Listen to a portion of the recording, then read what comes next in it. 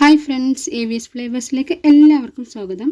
ഇന്ന് നമുക്ക് ചിരട്ട ഉപയോഗിച്ച് നല്ലൊരു ഭക്ഷണം തയ്യാറാക്കുന്ന വീഡിയോ കണ്ടാലോ? അപ്പോൾ അതുണ്ടാക്കാനായിട്ട് ഇതുപോലെ ഒരു ചിരട്ട വേണം. ഇതിനകത്ത് വേസ്റ്റൊക്കെ ചുരണ്ടി കഴുകി വൃത്തിയാക്കിയെടുക്കണം. ഇതിനൊരു ഹോളും ഉണ്ടാക്കിയെടുക്കണം. കഴിയുന്നതും ഒരു നാളികേരത്തിൻ്റെ ചിരട്ട തന്നെ എടുക്കാനായിട്ട് നോക്കണം. അപ്പോഴാണ് നമുക്ക് കറക്റ്റായിട്ട് ഇതുപോലെ മൂടി വയ്ക്കാൻ പറ്റുള്ളൂ. മാറ്റി വയ്ക്കുന്നുണ്ട്. ഇനി നമുക്ക് ഞാൻ ഈ പലഹാരം എങ്ങനെയാണ് തയ്യാറാക്കുന്നത് എന്ന് നോക്കാം. അതിനായി ഇവിടെ അരമുറി നാളികേരം ചിരകിയെടുത്തിട്ടുണ്ട്. ബൗളിലേക്ക് 1 കപ്പ് പുട്ടിനുള്ള അരിപ്പൊടി ചേർത്ത് കൊടുക്കുന്നുണ്ട്. ഇതിലേക്ക് ആവശ്യത്തിനുള്ള ഉപ്പ് ചേർത്ത് ഒന്ന് ഇളക്കിയെടുക്കാം. പിന്നൊരു കാര്യം, നാളികേരത്തിൻ്റെ അളവൊക്കെ നിങ്ങളുടെ ഇഷ്ടത്തിന് എടുക്കാവുന്നതാണ്. അതിൻ്റെ കൃത്യമായ അളവ് ഞാനിവിടെ പറയുന്നില്ല കേട്ടോ.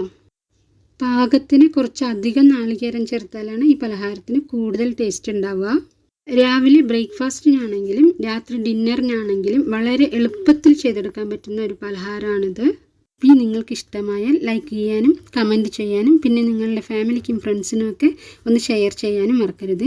വീണ്ടും ഇതുപോലുള്ള വ്യത്യസ്തമായ വീഡിയോകൾക്ക് വേണ്ടി ചാനൽ സബ്സ്ക്രൈബ് ചെയ്യാനും മറക്കരുത്. പ്ലീസ് ഒന്ന് സപ്പോർട്ട് ചെയ്തേക്കണേ. ഇനി ഇതിലേക്ക് 1 കപ്പ് വെള്ളം ചേർത്ത് കൊടുത്ത് 1 മിനിറ്റ് ഒന്ന് വെയിറ്റ് ചെയ്യാം. അരിപ്പൊടി വെള്ളത്തിൽ നന്നായി കുതിർന്നു വരാൻ വേണ്ടിയാണ് 1 മിനിറ്റ് വെയിറ്റ് ചെയ്യുന്നത്. ഇനി ഇതൊന്ന് ഇളക്കി കട്ടകളൊക്കെ ഉടച്ചെടുക്കാം. ഉടച്ചെടുത്ത ശേഷം ഇതുപോലെ കൈകൊണ്ട് പ്രസ് ചെയ്ത് വീണ്ടും 2 മിനിറ്റ് വെയിറ്റ് ചെയ്യാം. 2 മിനിറ്റ് വെയിറ്റ് ചെയ്തതിന് ശേഷം വീണ്ടും പൊടി പോലെ ആക്കിയെടുക്കാം. ഇനി നമുക്കിത് ചിരട്ടയിലേക്ക് നിറയ്ക്കാം. ആദ്യം നാളികേരം പിന്നെ പൊടി എന്നിങ്ങനെ ലെയറായിട്ട് നിറച്ച് ആവി കയറാൻ വെച്ച് കൊടുക്കാം. ഇത് നിങ്ങൾക്ക് വേണമെങ്കിൽ 2-3 ചിരട്ട ഇതുപോലെ വൃത്തിയാക്കിയെടുത്ത് ഇഡ്ഡലി പാത്രത്തിൽ വെച്ച് ആവി കയറാൻ വയ്ക്കാം. അല്ലെങ്കിൽ കുക്കറിൽ വെച്ച് വേവിച്ചെടുക്കാം. ഞാനിവിടെ പുട്ടുകുടത്തിലാണ് തയ്യാറാക്കുന്നത്. അതിനായി ഒരു പുട്ടുകുടത്തിൽ കുറച്ച് വെള്ളം ഒഴിച്ച് സ്റ്റവിൽ വെച്ചിട്ടുണ്ട്. ഇനി ഈ ചിരട്ട ഇതുപോലെ വെച്ച് മൂടി വയ്ക്കാം.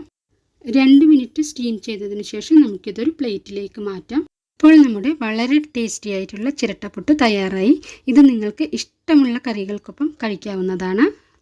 പിന്നൊരു കാര്യം, 1 കപ്പ് പുട്ടുപൊടിക്ക് 1 കപ്പ് വെള്ളം മാത്രമേ എനിക്ക് വേണ്ടി വന്നിട്ടുള്ളൂ. നിങ്ങളുടെ പുട്ടുപൊടിക്ക് അനുസരിച്ച് വ്യത്യാസം വരുന്നതാണ്.